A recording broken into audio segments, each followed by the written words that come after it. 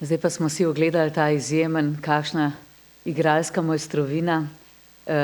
So prav malo z Aleksandro si rekli, neverjeten je ta Jesse Eisenberg, pa v bistvu je še tako zelo mlad. Tudi film je dobil kar precej nagrad, najprej že se pravi za sam scenarij, potem pa Kieran Culkin je dobil tudi Oskarja za stransko moško vlogo, pa še kar precej drugih nagrad. In pravzaprav je ta film, kar se tiče dialogov in vsega, kar se godi, tako nekako neverjetno močan. No, in tako še enkrat povem, da sem zelo vesela, da je z mano Aleksandra Jeličič, kot sem že prej povedala, klinična psihologinja, zaposlena v zdravstvenem domu za študente Univerze v Ljubljani, se pravi, se pri svojem delu srečujete v glavnem z mladimi ljudmi, ki se znajdejo v taki ali drugačni stiski. Hkrati pa zaključujete tudi doktorat z področja nevroznanosti, kar se mi zdi pač nekako povezano s tem filmom še posebej zanimivo. Namreč, ko smo se pogovarjali o tem filmu, zdaj nekaj dni nazaj, ste tudi omenila, da se ukvarjate, se pravi, z avtizmom, tudi shizofrenijo in tudi na nek način, kako se travme prenašajo iz generacije v generacijo, ampak mogoče greva najprej na začetek, se pravi, mogoče Aleksandra, da podelite z nami nekaj misli, kako ste vi doživeli ta film. Lepo pozdravljeni, hvala za povabilo. Meni se zdi ta film, jaz sem ga zdaj drugič si ogledala, bila sem bolj pozorna, ampak hkrati me je tudi bolj prevzel. Tako zmeri, ko neki drugič si malo bolj osredotočen na neke detajle. Mislim, da je ta film tako res genialno in intelektualno prikazu transgeneracijske vsebine, ki se prenašajo, v tem primeru seveda travmo. In hkrati je lepo pokazal to tretjo generacijo, ki je ta Benji. Pri njemu se lepo manifestirajo neke težave na področju duševnosti, s katerimi se mi tudi srečujemo v profesionalnem krogu. Nekaj, ki jim v bistvu manjka, tista esenca, neka izgubljenost, neka praznina, neka brezciljnost, nekaj, kar oni ne znajo več projicirati naprej. In tako se mi zdi, je tako lepo, on je briljantno odigral, ampak je hkrati tako zelo lepo prikazana ta neka razcepljenost in neka neosredotočenost pri temu junaku. In v bistvu hkrati se lahko čisto upravičeno malo vprašamo, kako je tudi to odnosno povezano, kako mi tako kolektivno, kakor na nivoju enega individualnega odnosa znotraj družine prispevamo k tej neki mogoče praznini ali pa nekim čustvenim težavam, ki so pri njemu tako lepo prikazani. Tako da mene osebno je z profesionalnega stališča to prevzel, kako on to res genialno prikaže in odigra in kako je to super prizorjen. Hkrati pa moram reči, jaz sem bila na Poljskem, bila sem v Varšavi, bila sem na tem trgu, kjer je bil geto in je tudi židovski muzej, ki je res zelo, zelo dober muzej. Bila sem v Auschwitzu, tako da sem hkrati malo podoživela te občutke, ki se takrat zgodijo, ki so tudi zelo lepo prikazani, ki so se vračali z tem kombijem nazaj. Predvsem to neko otopelost, ki jo lahko začutiš in je tako izkustvena. Tako se mi zdi, lahko prej veliko prebereš, pa mogoče se skušaš malo pripraviti, kaj boš vse doživel, ampak v bistvu je pa to tako izkustvena izkušnja, ki se mi zdi, da je zelo lepo prikazana na neki ravni. Tudi za tega Benjija malo katarzična, da je lahko končno nekako stopil malo bolj v stik s to bolečino, ki jo je prej bolj odigraval skozi vedenja. Tako da ta del mi je bil tudi zelo blizu. No pa tudi mogoče, pač oba ta bratranca, tako David kot Benjamin, sta pravzaprav zelo različna vsak pa na svoj način doživlja vse te stvari povezane z babico, z to, odkot izhajajo, kaj se je zgodilo, povezano s holokaustom, s taborišči, tako da se mi zdi, da je to res tako in seveda še cela ta mala skupina, kaj se med njimi prepleta. Mogoče je zdaj to trenutek, da dam najprej kar vam besedo, da komentirate film, zastavite kakšno vprašanje, poveste kakšno svojo misel, skratka, vam kar dajem besedo. Kdo bi? Izvolite, gospa.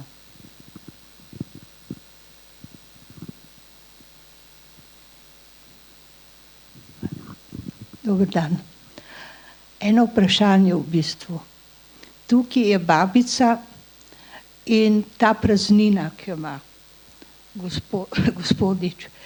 Mislim, da manjka, da ne vem, a ga ni bilo, da je družina oziroma mama tista, ki ti da neko toplino in te pelje tisto spoznanje naprej. Tle imaš občutek, da je ta družina zatajila.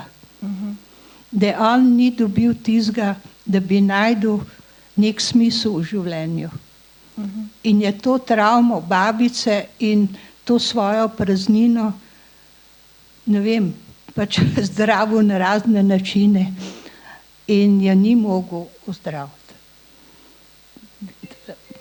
Ja.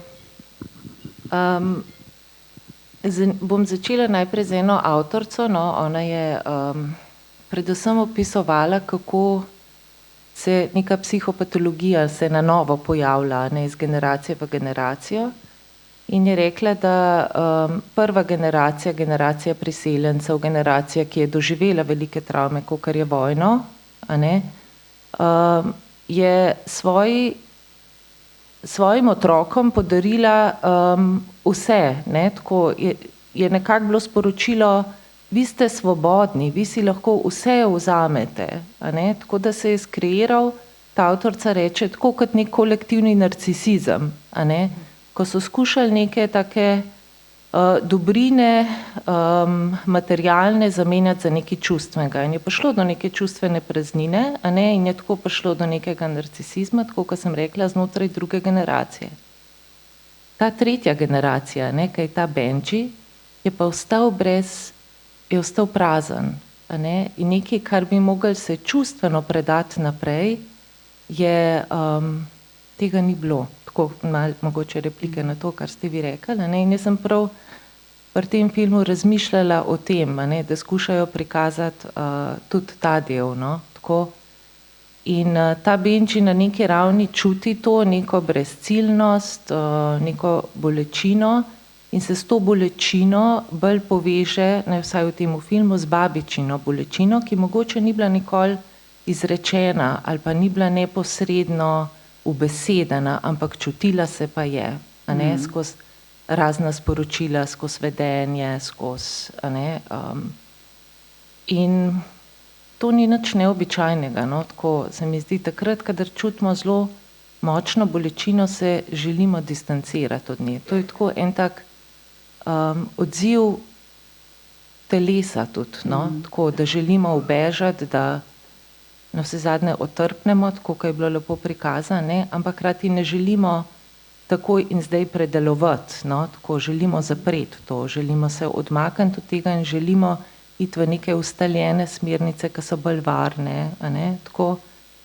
da verjetno je pri tej babici bilo veliko več, kar je ta Benji, mogoče bolj subtilen ali pa bolj senzitiven otrok, malo posrkal, a ne, od nje, od njene izkušnje, a ne, njene travme, malo pa tudi implicira to, ja, da v tem odnosu z mamo je pa kar nekaj zmanjkalo, a ne, tako, tako da ta mama, a ne, je, pa so se preselili v Ameriko, tako da to, kar sem rekla, kad ta avtorica govori o kolektivnem narcisizmu, no, tako, mogoče je bila mama del te generacije, sem jaz tudi razmišljala, no. Ja. Izvolite.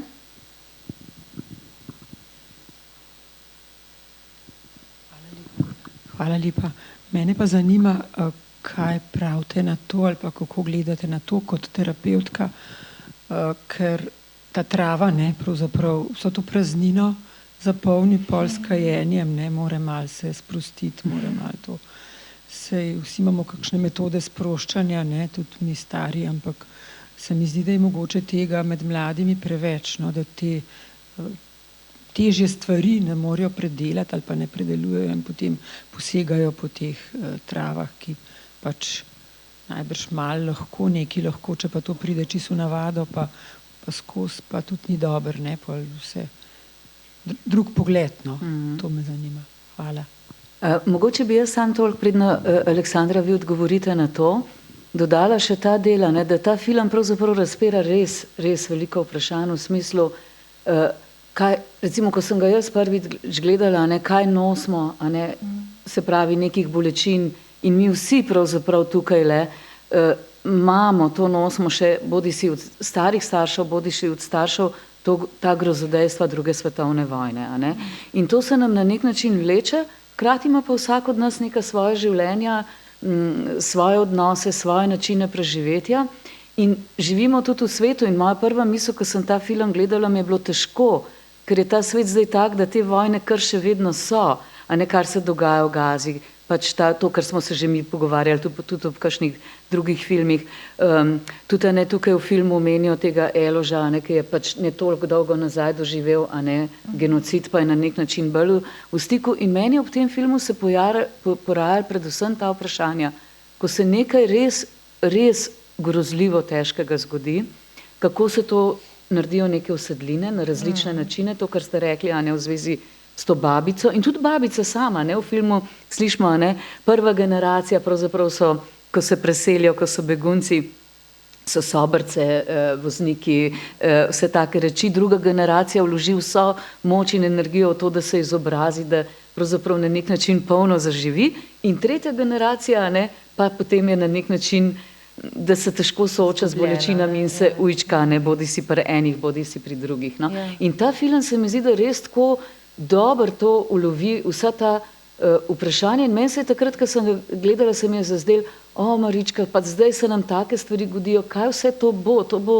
pravzaprav bodo te ljudje po svetu že spet, mi še vedno, a ne, se, tudi zdaj, kar se dogaja pravzaprav z vsem tem nasiljem, a ne, na Dolenjskem, ti pridejo vse taka razmišljanja, kako pravzaprav najti eno pot, recimo sodelovanja ali pa da se lahko soočaš s tistim, kar ti je težko. No in zdaj greva pa mogoče nazaj, to, kar je rekla gospa, a ne, v zvezi s to travo, a ne, s temi umiki, s tem, da seveda, a ne, vsi smo videli ta Benji, ne, je res neizmerno očarljiv, neposreden, zna se odzvati, hkrati, a ne, se pa potem so te izbruhi, a ne, mogoče, no, da odgovorite gospe najprej. Bom naredila en krog na hitro. No, to, kar ste rekla, ne, travma, je ena taka izkušnja, ki, tako kot sem rekla, ki se odrazi na telesni ravni. A ne? Če grem samo majčkeno v nevroznanost, dokazali so, da take hude travmatične izkušnje, ki se nam zgodijo, vojna, ali pa na vse zadnje tudi travmatične izkušnje v odnosu, a ne, z pomembnim, vplivajo na ekspresijo genov. Se pravi, da nas spremenijo na globoki biološki ravni, kar se kasneje skozi generacijo seveda podeduje. In dokazali so, da rečemo druga generacija, ki podeduje te neke mutacije, če lahko temu na vse zadnje rečemo, ne, doživlja veliko več anksioznosti ali pa hitreje se odzove na nek stres. A ne.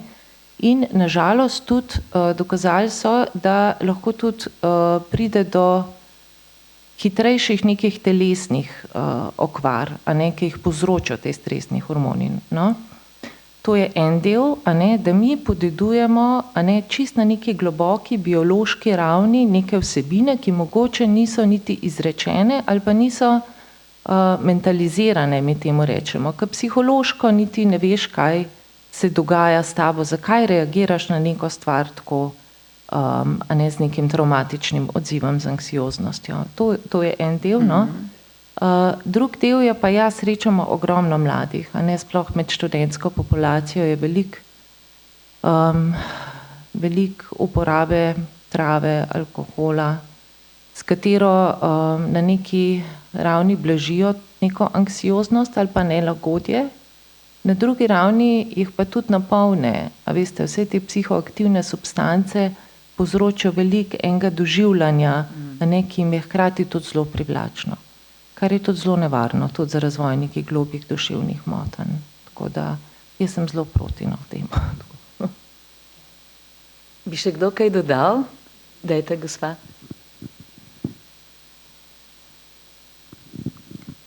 Film je očarljiv. Ravno zaradi tega oba sta odrasla v istem miljeju. Ampak dve različni osebnosti. En je nevrotičen, drugi je pa motena osebnost. In to dvoje praktično se ne razlikuje dosti, kot pa recimo edino v tem, da nevrotik je praktično dostikrat se počuti krivega, dočim motena osebnost pa nima nobene odgovornosti in se nikoli ne počutijo krivega. In to dvoje, recimo, ko skup človek sestavi, to je resnično trpljenje za nevrotika. Ta se hitro skulira z drogo oziroma s travo. Ta sicer vzame zato, da mu ugaja in da mu dela družbo, ker se čuti zanj zelo odgovornega, zato je nevrotičen. In to je en tak začaran krog dveh oseb, ki imata dober čustven odnos oziroma navezana sta ena drugega, ker sta iz istega miljeja, iz iste družine. In ta režiser je to tako lepo tako, kako bi rekla, plastično prikazal, da ne moreš, da tega ne začutiš in da ne vidiš, kako je težko živeti, če je recimo dostikrat v družinah se pojavil. En otrok je tak, drug je drugačen, pa je vzgoja enaka. In kako bi to človek razložil? Ne?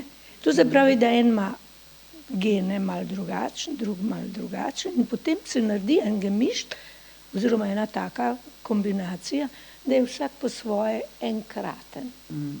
In če bi mi recimo jaz sebe, ko opazujem, pa druge okoli sebe, velikokrat rečem, kako je človek srečen, če to lahko razume. Ker edino razumevanje pravzaprav v te različnosti lahko nekaj naredi. Ta Benč je rekel, kako je se počutil sila srečnega, ko ga je babica prvič klofnila, ne? Zakaj? Ker ga nikoli prej ni. In ker ga je na trenutek streznila. Na trenutek se je on zavedal, da je to narobe, kar počne. Čim recimo vidim, da celo skupino on terorizira, je pa očarljiv. Mislim, hočem reči, kako smo mi šizofreni ljudje, pa se imamo za normalne. Jaz bi imela toliko. A bi še kdo kaj dodal, pa pol tamle zgor na balkonu, vidim roko? Jaz bi tudi sam dodala, dajte, pa na balkon gremo. Dajte. Meni se pa ne zdi to, mislim, malo se mi zdi čuden, da se to povezuje z travmo priseljencev. Ker se mi zdi, da tak človek, kot je Benji, tak pač malo odštekan, pa malo poseben, pa na svoj način razmišlja, pa pač ne more biti primer, pa tako, ne. Tazga najdemo v vsaki familiji. Seveda. Pač tako razširjeni familiji, ziher čisto vsaki, ne glede na to, ali so priseljenci ali niso, ali so, ne vem, čist perfektna familija, da imajo vse tipi topi, ali so bogati, ali so revni, pač čist povsod najdeš kakšnega tazga, ki malo drugače razmišlja, ne. To imate čisto prav, tukaj ne gre za to, da bi bila to posledica, ampak je v filmu to spominjanje v smislu in potem je to spraševanje, ko on tam, ko govori na tisti večeri, ko on pobegne, mislim, ko gre lulat, pa se pa vrne, ko David govori, da pravzaprav katera bolečina je tista, ki je res globoka in prava, bolj v tem smislu, seveda ene stvari so res take, ki so mogoče še iz preteklosti, pa ko gremo sama, ne. Tako da, Aleksandra, boste vi vse to povedala, samo da še gospe na balkonu damo besedo. Dober dan. Jaz sem očitno en drug film gledala, kot vsi vi, ker nisem vedela, a bi zlasala Davida ali bi Benjija, ker eden je ostajal tako v okvirih tega polikanega življenja, eden je pa kljub vsej svoji bolečini bil tako avtentičen. Sej ta izlet je bil, oprostite, kako s kombijem prideš tja v Majdanek in gledaš, kako se ta družba pravzaprav ne sooča z bolečino, medtem ko se Benji je želel. On mogoče deluje popolnoma nervozen, zoprn ti je, kaj počne, kako se obnaša pri kosilu pa tako. Ampak meni je on deloval na trenutke ali pa tako bolj resnična oseba, kot pa David, ki se je pretvarjal v tem, kako je lepo vzgojen, kako to dela in je samo enkrat si dovolil, da je pri kosilu, pri tej večerji povedal, kaj njega pravzaprav boli, a ne, da ne zna biti takrat njegov bratranec. Pa meni je bilo zelo začetek pa konc všeč, ko greš ti na letališče, oprostite, to je tudi eno taborišče, letališče. In je on rekel, da je tam največ norih ljudi. Torej, tja je sodil, tam se je dobro počutil. On očitno ni želel biti več v tisti kleti, ampak se je tam dobro med svojimi počutil. In tako se verjetno tudi nam zgodi kdaj, da se počutimo nekje v takem neutralnem prostoru bolj sprejete kot v domu. To je pa tudi ena poanta, ki sem jo jaz pač videla. Mogoče drugačna kot je. Niste se mi, te stvari so se mi najbolj tako vtisnile. Hvala. Meni se zdi zelo pomemben to, kar ste rekli, da tudi, če mi govorimo o osebnostni motnji, tako, še enkrat poudarjam, to iz profesionalnega stališča, sem omenila ta koncept. To ne pomeni, da so ljudje absolutno slabi. Tako, jaz mislim, da je zelo lepo prikazana tudi njegova spontanost, pa igrivost, pa iskrenost, tako čustvena transparentnost na vse zadnje, pri Benjiju. Nekaj, kar vsi ti ljudje, ki rečemo, ki pridejo v našo ambulanto, pa jim mi rečemo, da imajo, ne vem, osebnostno motnjo ali pa mejno osebnostno motnjo, tudi imajo in posedujejo, absolutno.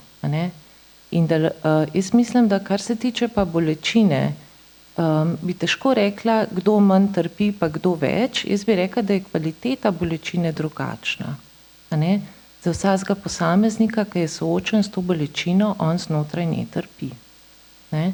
Nekateri se soočajo z bolečino tako, da rečemo, mi temu rečemo odigravajo, imajo neke acting oute, kršijo meje, kršijo neka pravila, lahko so nesramni s to neposrednostjo, kar je vse lepo prikazan, in tudi zelo jezijo, to svojo bolečino zelo sprojicirajo na druge, da potem so drugi zelo zaskrbljeni pa brezumljeni, kaj zdaj se z njim dogaja, medtem ko on čist brez neke večje obremenitve hodi po tem svetu, to je bilo tudi zelo lepo prikazano, ampak tudi ljudje z neko nevrotičnostjo ali pa z nekimi vsakdanjimi težavami lahko trpimo. Zdaj, kako je to Jesse, kako mu je bilo že ime v filmu?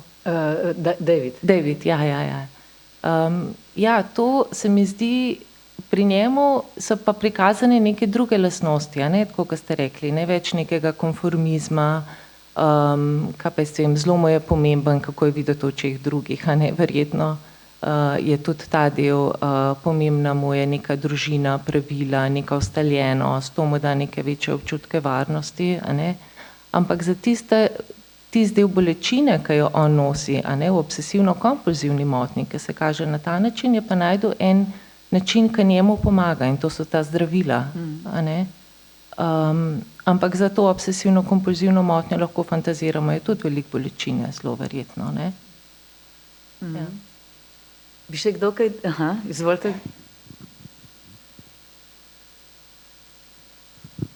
Ja, hvala lepa. Strinjam se z vsemi predhodniki, je lep film, in tema krasna in toliko lepega povedanega, ampak to, kar ste vi, gospa, na zadnje rekli, se me posebej dotikati skozi vas film. Namreč ta občutek bolečine, ki je tako lepo kazan, pa zgleda, da eden bolj trpi, da bolj prenaša to bolečino, Benji, naprimer, jo doživlja, jo tudi zna pokazati, Medtem ko drugi, ta njegov bratranec, pa ravno tako trpi. Ne? In v bistvu tista njegova reakcija ob večerji je tipična, ne? Ko ne zdržiš več, gre vse ven. Ne? In še ena stvar se mi zdi tako zanimiva, ne? Ta Afričan iz Ruande, ne? Njegova izkušnja je tako bližnja. Ne? Ta genocid v Ruandi, ki je bil nemogoča stvar, ne? In njegov pobeg, preživetje in pa potem vključitev v neko okolje, ne? Sprejetje židovstva. Ne? Namreč ta religiozen moment, ki pokaže naprimer eno drugo možno varianto, ne? Da se rešiš skozi neko novo skupnost, ne? Skozi nekaj novega, ali pa greš pa travo, pokadiš pa si je tudi lepo. Ne? Tako da v glavnem film, ki odpira toliko vprašanj in omogoča res tako bogato diskusijo, tako da hvala še enkrat za takle film, se dotakne po moje vsake človeške duše. Je pa res, da še nekaj, ne? Jaz vedno pravim, tu so tako dobri filmi na programu. Ne? In zakaj taki filmi, naprimer, niso namenjeni tudi mladim, ne? Ki bi prepoznavali te svoje motne in podobne stvari, ne? Ker danes je tako moderno govoriti o tem, vsak ima neko diagnozo. Ne? Če jo nimaš, si že nenormalen. Ne? In ne vem, ne? Kaj pravite na to? Ja, zelo se strinjam, no, da smo prišli do mogoče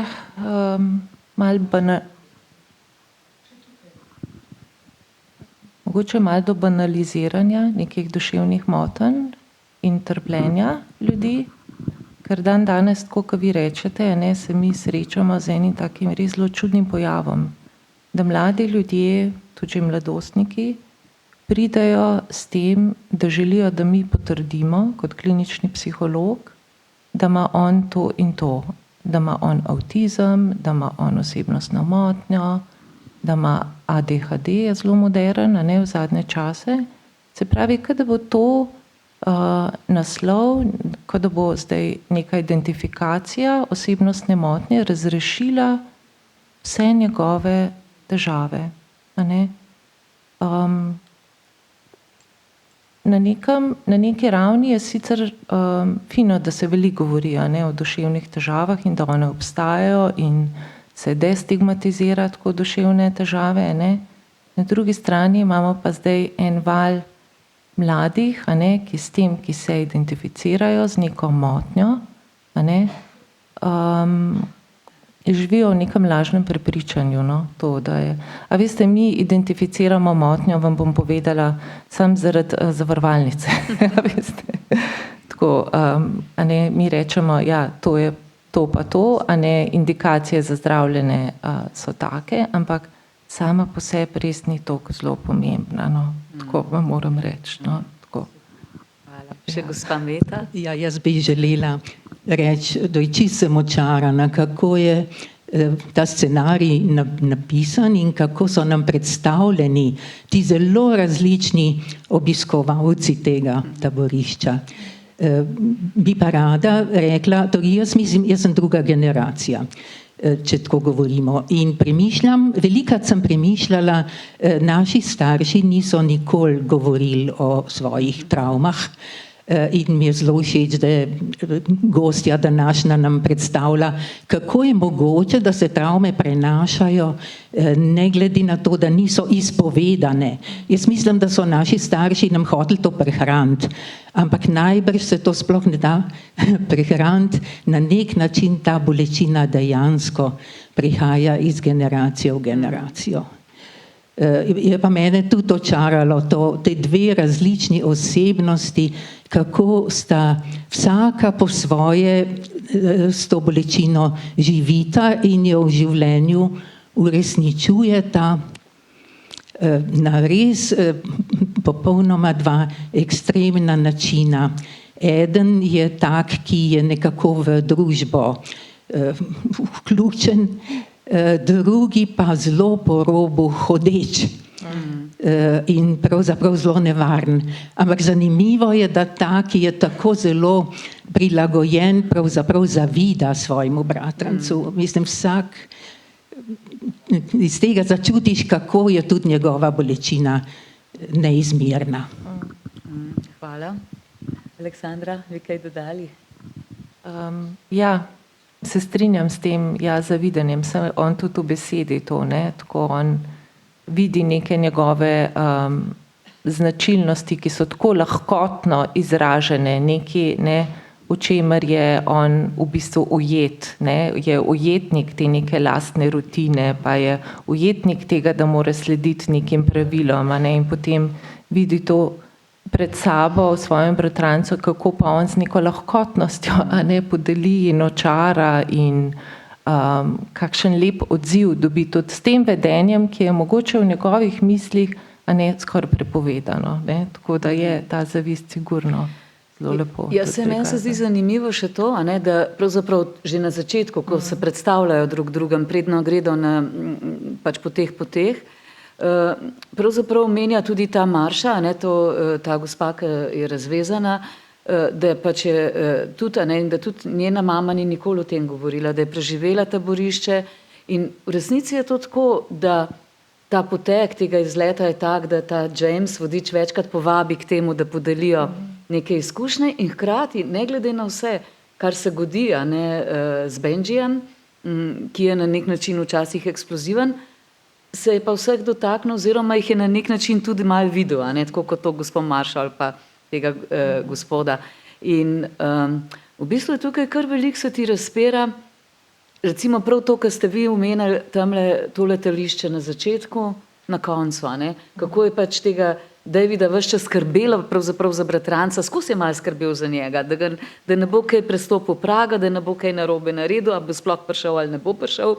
Skratka, tisto noč celo, ki ga išče, ne, cel kup takih drobižkov je, hkrati pa v bistvu, da se na nek način so drug z drugim in se na nek način dotaknejo drug drugega. In ta situacija na koncu, a ne, ko on ostane sam, to, kar ste, vi ste rekla, a ne, med temi mal norimi situacijami na letališču, je v bistvu kar težko. A ne, težko v smislu, da je res sam. Ne? Saj tudi ta njun prepir gre v to smer, on bi ga rabil scela. Ja. Ne more malo, ne, ampak bi scela. In hkrati je na nek način čisto sam. Ne? Mislim, to osamljenost in to neko prikrajšanost mi pri teh ljudeh začutimo, ampak hkrati z velikim zavedanjem, da če bi ti dal celega sebe njemu, ga ne bi pozdravil. A ne? Tako da je ta neka praznina ali pa ta res neka globoka osamljenost je tako njihova, ki jo ti skušaš zdaj preko terapevtskega odnosa seveda vsaj malo korigirati ali pa ne, skušaš o tem pač več govoriti, pa iščeš neke možnosti, kako bi prek nekih čustvenih vezi lahko se to napolnilo, a ne, ampak hkrati se ti vklop ta mehanizem, kako bi ga kar nekako kar vzel domov, pa ga potolažil, pa objel, a ne, tako da se mi zdi, kako, da je zelo lepo prikazan, kako, a ne, na začetku in na koncu on v bistvu sedi v množici ljudi, a ne, ampak hkrati je tako zelo sam pa osamljen. Ne, no in tukaj je tudi res ta igra, tako kot ste vi rekla, Meta, prav nenavadna, no, ker tako zares, v bistvu, kot da bi bil on resničen Benjamin, a ne, in David tudi, a ne, vsak po svoje. Bi še kdo kaj, dajte, gospa. Jaz bi se vam tudi rada zahvalila, da nas vedno znova obogatite s takimi filmi, kateri odprejo naše srca pa našo notranjost in to je pravzaprav veliko bogatstvo. Seveda mi se zdi, da je nedvomno scenarist zaslužil vse nagrade, ko jih je dobil, ker je tako umetelno izbral vsako besedo. Ampak tisto, kar bi htela povedati, na kar velikokrat pozabimo, pa je tudi tako zelo pomembno v filmu, to je bila glasbena spremljava. Hvala, da ste to rekla. Ves čas smo se že pogovarjali o tem. Chopin je bil pesnik duše, ne? In on je znal iz glasbo izpovedati vse svoje trpljenje, pa tudi veselja, ki jih je imel včasih, ne? In tisti, ki je izbiral glasbo za ta film, je zelo globoko razumel Chopina, ampak ne samo njega, tudi to, kar je bilo treba povedati in kar nobena beseda ne bi mogla povedati, tako kot je povedala njegova glasba. To sem vam prav hvaležna, midva sva se o tem namreč pogovarjali in še, zdaj seveda glasbo Chopina marsikdo od nas seveda kar pozna, so ti znane melodije, ne veš zdaj točno, katera sonata pa tako, ampak ti to daje eno kot da bi bila tako še ena taka res usporedna, vse tako nekako skupaj poveže. Recite. Ja, pa še nekaj, kolegici bi se rada zahvalila, da je povedala, kako nepomembne so diagnoze. Dajmo se osvoboditi tega, da ljudem dajemo nalepke, kdo so, kaj so. Pomembno je, kako se vedejo, kaj čutijo. Ne? Ampak formalnosti zahtevajo denarja, ne bi bilo, če ne bi bilo napisane tiste formule pa tiste storitve. Ne? Ampak mi v vsakdanjem življenju se pa lahko tega začnemo osvobajati. A tamle na balkonu bi še nekdo nekaj, ali kaj je Lučka? Si je gospa premislila. Ali boste? Hotela sem lep pozdrav, pa najprej najlepša hvala za izjemen izbor tega filma. Hotela sem pa poudariti to, kar je zdaj zadnja govorka pred mano omenila, in zato glasbo. Mislim, da je glasba tista in umetnost, na katero pozabimo, da je pravzaprav zelo dobro zdravilo.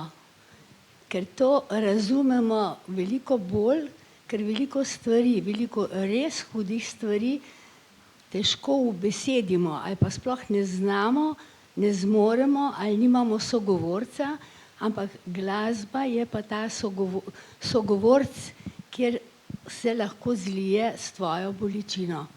In tukaj se mi je zdelo v tem filmu izjemno prikazano, ker je bil poudarek v glavnem Chopin, izjemno izbran, da je še poudaril to, pač pripadnost s tem tragediji Židov na Poljskem, recimo, ne? Ampak to so želela, no? Pa kaj je bilo že povedano, pa sem zato rekla, da ni pomembno. Je bil pa film prekrasen, glavne bolečine, to mi pa mogoče boste vi vedela povedati, oziroma verjetno, da ta pravo o tistih najglobjih bolečinah zelo težko ljudje spregovorimo, če sploh jo pa čutimo, in rodovi, ki so doživljali hude stvari, so hoteli, marsikdaj želijo, ali pa ki se v družinah karkoli hudega zgodi, želijo rodovi pred tem zakriti, pa ne zato, da bi se sramovali ali pa karkoli, ampak da bi zaščitili, ne, potomce. Ampak to se nikoli v celoti ne da, ker mi ne govorimo samo z besedami, z molkom velikokrat povemo še več. Toliko. Ja? Ja, tako, meni se zdi zelo pomemben in hvala, da ste izpostavila glasbo. Meni se zdi ta del, da je glasba, ne samo, da je Chopin, ampak je glasba brez besedila. No? Jaz sem razmišljala o tem delu, no? Tako da meni se zdi, da je sporedna ta glasba Chopina, da ti da neko možnost predelave, da ti nekaj začutiš, da na telesni ravni nekaj začutiš, a ne? Pa ne rabiš besedila hkrati, ne rabiš te izpovedi verbalne zraven, to se mi je porajala, ta misel. Drugo pa ta del, no, tako da so hoteli tudi malo povedati, to je pa moja čista ideja, a ne, da Poljska ni samo travma, no, tako, a ne, Poljska je dala tudi Chopina, a ne, tako, da je sporedno tudi ta del, a ne, zmeri prisoten, no, tako, da je tudi ob travmi življenja, no, tako. No, se omenja tudi Cingerja, ne, kar je seveda zelo fino. Mogoče, Aleksandra, jaz razmišljam tako, ne, to, kar je rekel prej gospod, zdaj za zaključek, a ne, Živa mi je že majčkeno mahala, da mogoče, kaj razmišljate recimo o tem, a ne, sej tle v Kinodvoru imajo tudi kinotrip, kjer gledajo mladi, izbirajo, komentirajo, ampak kaj lahko recimo take vrste film, tak scenarij, taka igra, pravzaprav ponudijo, kako razprejo pa vprašanja recimo mladim gledalcem, v smislu, kako se oni počutijo v tem svetu, oziroma kako se vam zdi, a ne, kaj lahko tak film doprinese recimo mlajšim generacijam? Ja, jaz mislim, da seveda rabimo te filme, no, že iz tega ene ravni, da je prav, da se spominjamo, no, prav je ta del, a ne, da se spominjamo, ker prehiter pozabimo, premalo se naučimo tudi iz teh travm, in en del je sigurno ta, je prav. ker nas to tudi lahko obogati, lahko ozavesti, lahko nam da eno možnost, da več razmišljamo o tem, kaj imamo in da ostajamo tukaj in zdaj, kar je zelo pomemben. Drugo je pa seveda ta del, ki je prikazane te mlajše generacije, tako se mi zdi zelo plastično in zelo neposredno prikazano, kako se lovijo, ali pa predvsem ta Benji, kako se lovi zdaj v tem življenju, kako išče en svoj smisel, ki ga še ni čisto mogoče najdu, pa to ne minimalizira seveda njegovega življenja, pa pomena.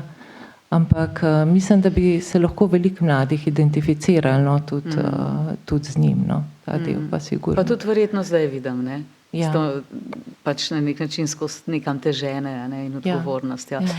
Tako da hvala lepa. Mislim, mogoče sam še to za zaključek povem. Zdaj, ko sem se malo pripravljala na ta pogovor, sem seveda pogledala, kako je Jesse Eisenberg sploh začel snovati ta scenarij in njegove korenine so dejansko, njegovi predniki so prišli z Poljske, tudi on je sam šel pri 18 letih prvič, pravzaprav po teh poteh in je na nek način tudi, hkrati je pa seveda zelo vpet v današnji svet, odličen igralci, odličen tudi režiser, kot vidimo, scenarist in nekako je zelo vpet v ta svet, kako sploh sobivamo nasplošno, je tudi zelo veliko dobrodelnosti pri njemu, pa skratka za vse mogoče stvari se zavzema.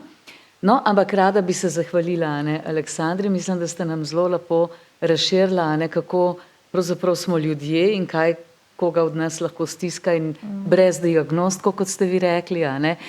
In seveda tudi vam, vsakič zdaj, ko se pogovarjam s kakšnim sogovorcem oziroma sogovornico, rečem, ampak ta publika je res taka zelo fajn, da vedno nekaj doprinese. Pravzaprav si ljudje ne predstavljajo, da so ta naša srečanja take vrste, da je tako pomemben delež, se pravi, z vaše strani. In to se mi zdi nekaj prav res tako močnega, in vedno nekaj lahko odneseš s seboj, ki potem mogoče še malo ali predelaš, ali se pa pogovoriš s kakšnimi svojimi ljudmi. Tako da hvala vam, hvala Kinodvoru, hvala pa predvsem tudi vam. Hvala.